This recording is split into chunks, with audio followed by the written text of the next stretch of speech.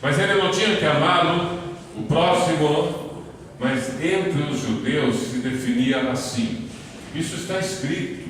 Tem lá o livro de Ruth, no Antigo Testamento. Existe lá um texto de Ruth, escrito lá, que diz assim, em poucas palavras: se você está passando ao lado de um lago e tem alguém se afogando, e esse alguém não é judeu, é romano, você vai pensar assim: eu não quero o mal dele, eu jamais faria com que ele estivesse nessa situação.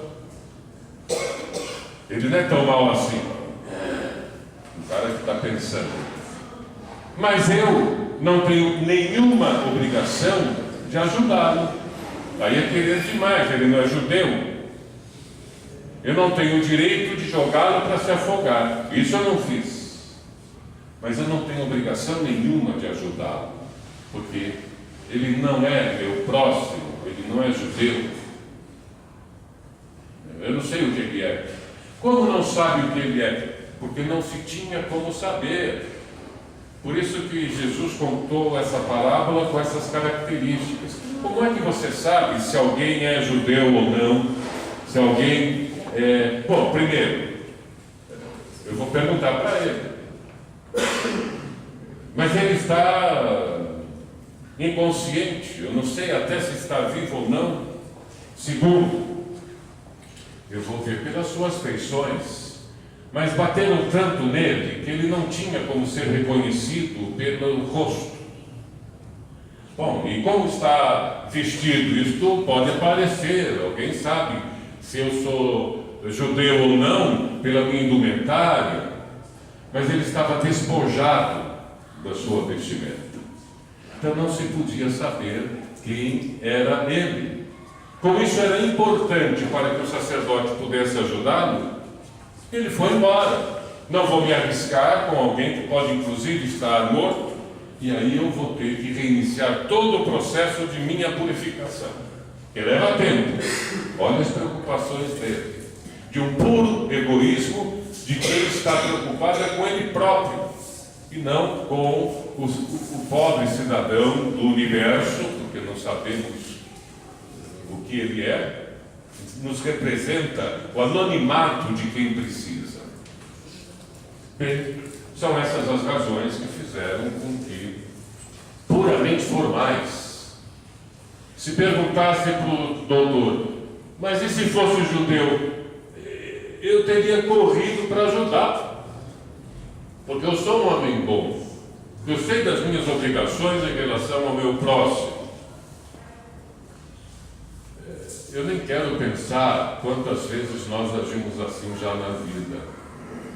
Também por puro formalismo, criar certas condições para eu poder, com tranquilidade, passar por alguém que está caído na sarjeta sem me estender a mão. Imagine, ele está aí porque bebeu. E se tivesse bebido? E se tivesse bebido? Você coloca uma situação desta, como o fariseu está colocando também. Apenas para você sair dali tranquilizado, porque dentro da sua visão formal, você o está excluindo daqueles que mereceriam, naquele momento, uma mão estendida. Imagine, está deitado ali. Se ele quisesse um trabalho arrumaria. Pois ele que lhe diga: eu quero um trabalho. Aí você vai inventar uma outra desculpa. Porque se você agir como sacerdote, você excluirá toda a possibilidade de ajudar alguém que não seja claramente dos seus. Muito bem, aí vem o samaritano. Nessa altura, o sacerdote já está preocupado, porque ele diz: esse nazareno já excluiu do grupo dos bons o sacerdote e o levita. Vamos ver o que ele vai fazer com o samaritano. Qual é o problema do samaritano? Por isso que Jesus fala do samaritano e não do corintiano, que também rima, mas não é uma solução boa. Não é? Não era esta coisa que estava em jogo. Por que o samaritano? Porque samaritano e judeu são inimigos históricos. Desde os anos 700 anos de Cristo, quando os hebreus se dividiram em norte e sul, as 10 tribos do norte e as 2 tribos do sul, não é? Judá e Benjamim, que formaram o grupo dos judeus, e o resto se chamava Samaria, com capital na cidade de Samaria. Os samaritanos eram considerados pessoas indesejadas, até certo ponto inimigos, matavam uns do outro lado, matavam os outros desse lado. Havia uma disputa entre eles tão grande que os judeus, sob esse ponto de vista de serem de Judá e Benjamim, as 2 tribos do sul, oravam a Deus no templo do Monte Sião, próximo a Jerusalém. E outro grupo da Samaria, o samaritano, construíram um templo no Monte de Gerazim, e era ali que eles adoravam a Deus, numa competição enorme. E vocês conhecem a simbologia da visita de Jesus à Samaritana, etc. Já numa demonstração de que a fraternidade naquele momento precisava ser melhor discutida. Muito bem.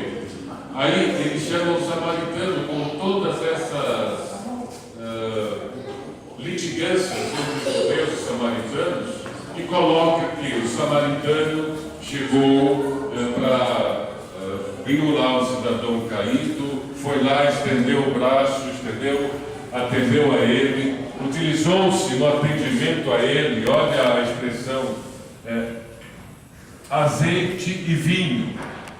Azeite porque tem um poder quase de uma pomada para aliviar a aridez de um ferimento. E o vinho, o azeite é meio cicatrizante até, e o vinho, pelo teor que ele tem alcoólico, etc., ele é como se fosse um antibiótico para acabar com a infecção, para lavar o ferimento. Ocorre que vinho e azeite também são elementos que são utilizados no culto, no templo. Então Jesus queria dizer, tanto o sacerdote quanto o levita tinham consigo esses mesmos produtos e sequer utilizaram, querendo dizer, um só tem a cabeça no formalismo da igreja, ele não utiliza isso para ajudar de fato as pessoas. O fato é que o samaritano atendeu a todas as necessidades do necessitado. Ajudou como pôde, utilizando aquelas 3 maneiras que Jesus havia dito. Porque para você amar a Deus, você tem que amar ao próximo. Porque já tem um texto que diz assim, se você não ama o próximo que você vê, como é que você quer amar a Deus que você não vê? É através do amor aos seus irmãos que você acaba demonstrando que ama a Deus também. Então o fato é que o amor a Deus tinha que ser demonstrado naquele momento pelo amor ao próximo. E o que ele fez? Ele amou a Deus, traduzindo isso pelo amor ao próximo, porque ele amou ao próximo de toda a sua alma. O que quer dizer amar de toda a alma? O coração para os judeus era a sede do intelecto e do sentimento. Às vezes, pelo raciocínio ou pela emoção, nós fazemos coisas boas, mas fazemos coisas ruins também. Quando diz amar de todo o coração, quer dizer colocar todo o coração a favor de Deus. Não permitir que as suas decisões racionais ou emotivas possam produzir o mal. Isto é amar de todo o coração. Amar de toda a alma A alma para os gregos e judeus daquele momento queria dizer alma tem a ver com ânima. Ânima é a palavra grega para alma. E aí nós temos as palavras derivadas. Ânima, as pessoas animadas e as pessoas desanimadas, sem alma. A pessoa animada é aquela que coloca a sua disposição a benefício de Deus. Então, amar a Deus com toda a alma é colocar à disposição de Deus toda a sua capacidade de esforço. E isto o samaritano fez em relação ao sofrido. E também a terceira, amar a Deus de todas as suas forças. Olha, o que era força naquele tempo? Como é que se entendia? Quem tinha muita força eram as pessoas que tinham abundância, muitos recursos. Portanto, quando no texto se lê que deve-se amar a Deus, portanto ao próximo, com toda a sua força, inclusive colocando todos os seus recursos em benefício do próximo, se isto for necessário. E o samaritano fez tudo isso, vocês sabem. Pegou, cuidou, pôs o pobre sofredor sobre o cavalo, utilizando seus recursos, inclusive materiais, levou para a hospedaria, pagou, que se cuide dele, está aqui o dinheiro. E aí Jesus disse, bom, Jesus ainda não disse, ele contou a parábola com todas essas coisas que o sacerdote entendia, e aí fez a pergunta para o sacerdote. Olhem a pergunta que ele fez, porque essa é a pergunta que nós precisamos também fazer por nós mesmos e por aqueles a quem nós devemos querer bem. Não aqueles que nós queremos bem, mas aqueles a que nós devemos querer bem. Bom, o que tinha perguntado o sacerdote? Quem é o meu próximo? Ele conta essa história e pergunta agora, olhando o doutor nos olhos: quem dos três foi o próximo do homem sofredor? Ele não disse quem, perguntou. E o próprio sacerdote, então, assim, quase trêmulo por não querer dizer o que tinha que dizer, porque o samaritano era seu inimigo, e ele nem disse, foi o samaritano. Ele disse assim, foi aquele que agiu com misericórdia. Ele não teve coragem moral de dizer, foi o samaritano, porque Jesus estava dizendo que era o samaritano. Não deu o nome de João, Joaquim, de Pedro, portanto o sacerdote não podia chamá-lo pelo nome, mas ele sabia que na história ele era o samaritano. Pois o doutor da lei não teve essa nobreza e disse, foi quem agiu com misericórdia. Ora, vejam o que Jesus colocou na boca do sacerdote, e o sacerdote disse ali que o samaritano é melhor do que o judeu. Mas se Jesus tivesse dito isto, ia dar problema. E ele fez o sacerdote reconhecer. E aí disse, ok, você quer vida eterna? Faze igual ao que o samaritano fez. Essa parábola do samaritano, do bom samaritano, ela nos diz exatamente aquilo que nós precisamos ter como perguntas a serem feitas. Porque, obviamente, nós estamos há 2000 anos à frente de quem ouviu essa história, mas essa resposta ainda é muito importante para que nós possamos tê-la para nós mesmos. E vejam, para a gente encerrar, e vejam o que tem de importante aqui nesta lição. Ao mesmo tempo em que Jesus devolvia a pergunta para que o próprio doutor da lei respondesse? Hoje, pelo Espiritismo, por entender esse processo de espíritos imortais, que nós temos a necessidade de nós evoluirmos, mas que essa evolução será feita por nós mesmos, através das experiências sucessivas, Jesus estava querendo demonstrar isso para o samaritano, não para ele, não para o doutor da lei, digo, mas deixar para as gerações posteriores que não adianta Jesus ensinar. É claro que também adianta, mas é insuficiente. É preciso que nós tiremos de nós as respostas, até para dizer a mesma coisa que ele nos teria dito. Nós temos aqui aprender e trazer essas, ainda que ele nos ensine, isto não será nosso apenas porque foi ele quem disse. É necessário que nós não só concordemos intelectualmente, mas interiorizemos as suas palavras com toda a nossa alma, com toda a nossa força, porque é assim que nós amamos a Deus, é compreendendo as suas mensagens e as suas ideias.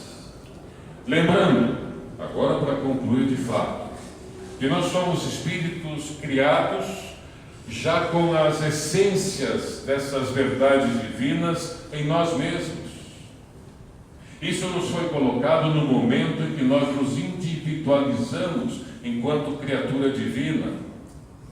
E o que nós precisamos fazer é colocar para nós mesmos as perguntas certas, como Jesus nos ensinou agora, e buscarmos nós mesmos atingirmos as respostas certas. E o que são esses textos, esses ensinamentos que nos são dados aí há 3, 4 mil anos? Novo Testamento, Velho Testamento, Novo Testamento, doutrina espírita, são lembretes que a espiritualidade nos manda para que a gente se mobilize para buscar essas mesmas verdades que estão do lado de fora, lá dentro de nós. Esta é a grande lição da parábola do bom samaritano. Jesus extraiu as respostas certas daquele que jamais gostaria de tê-las dado. Mas teve que reconhecer que as leis divinas também são de conhecimento daqueles que são o sacerdote ou o doutor da lei. É preciso que eles sejam levados a extrair de si mesmos essas respostas, ainda que tenham que, por isso, passar por certo constrangimento, ainda que isto possa doer, mas só dói e só há constrangimento se houver má vontade em se direcionar para as coisas que são divinas. Esse é o recado da parábola, dizendo: existem maneiras de você crescer sem precisar sofrer. O sofrimento não é necessário, basta que você retire lá de dentro, com facilidade, o seu próximo passo. E se não fizer isso, aí pode doer. A escolha é nossa, e nós somos livres para fazer essas escolhas.